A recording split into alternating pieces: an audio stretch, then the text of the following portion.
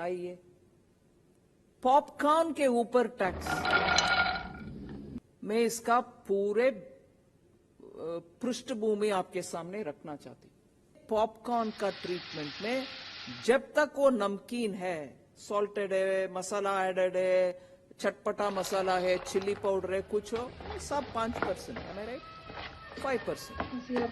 But when it has added caramelized sugar, it is no longer नमकीन, इसीलिए उसका rate अलग है.